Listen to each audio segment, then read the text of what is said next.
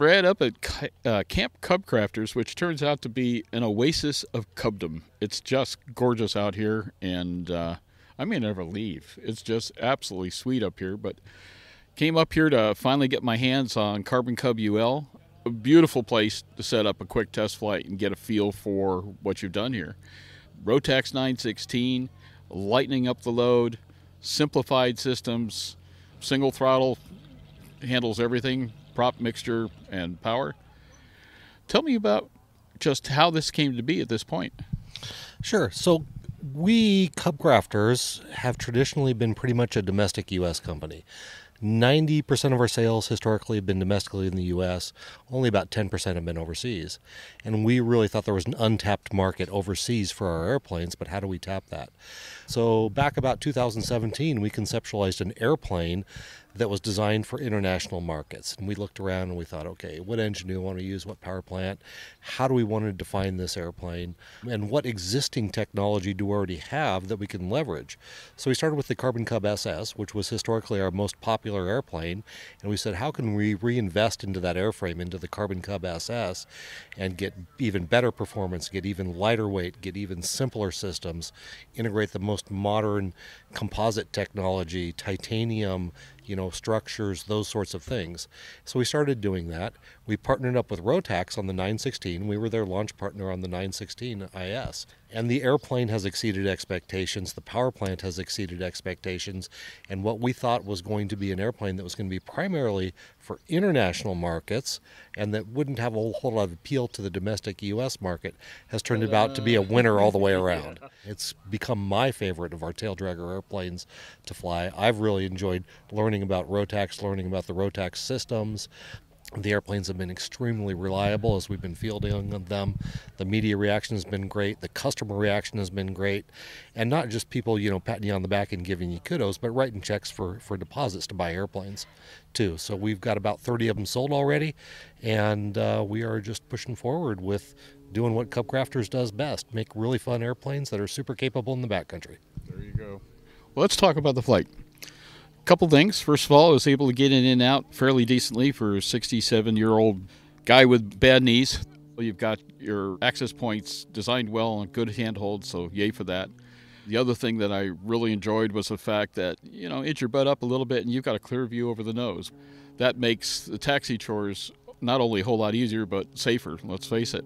Throttle response is really solid and fairly linear throughout. You get a little bit of surge here and there, but nothing to speak of.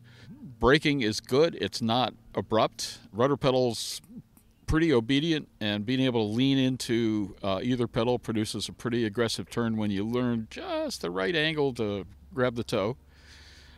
Firewall forward, ease the stick forward, and about the time the stick's all the way forward, it's time to start bringing the stick back because you got flying speed.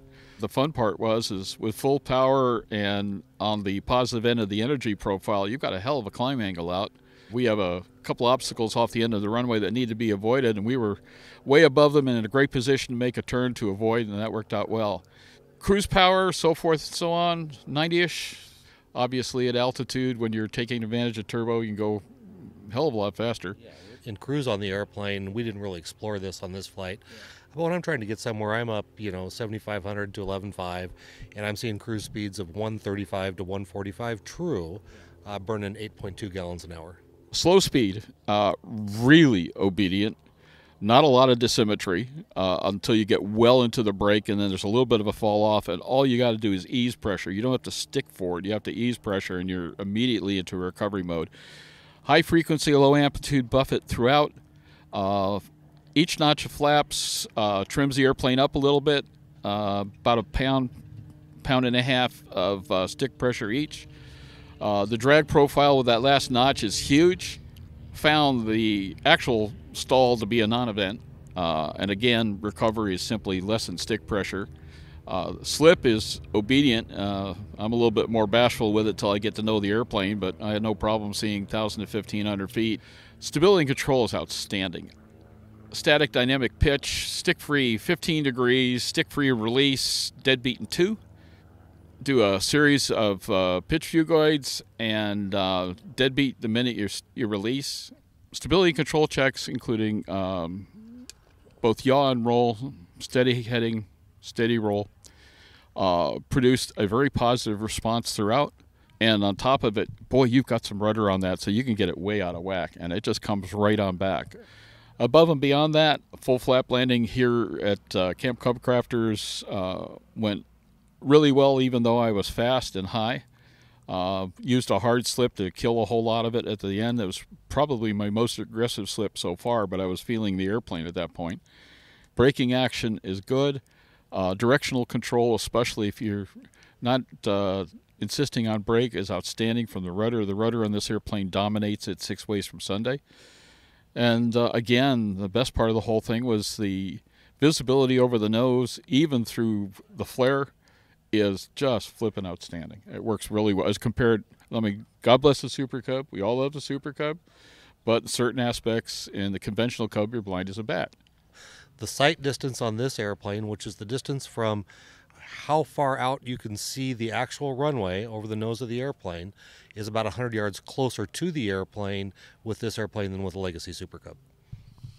So overall, it's sweet. It's light. It's surprisingly fast. It's going to be economical as all get out, especially since, well, auto gas, and you got to love that at various times. And on top of it all, the quality of workmanship that we've seen in CubCrafters has just been outstanding. I can't find any part of the airplane right now that really dismayed me in any way, shape, and form. What I really do want to do at some point is spend more time with the airplane and just really get good at it.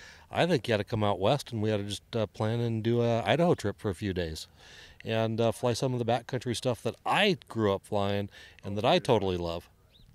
You're on. I'll bring every GoPro and other machine I own and document it all and show everybody how, the old and the feeble can go out and have a great time. Would love to. Thank you, Jim. Good work. Seriously good work. Thank you, Brad.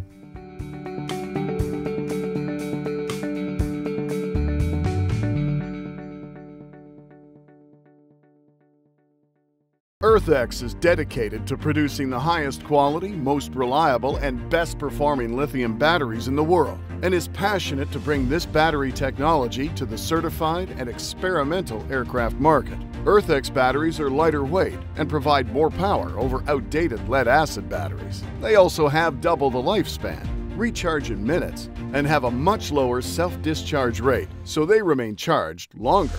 Find your battery at earthxbatteries.com.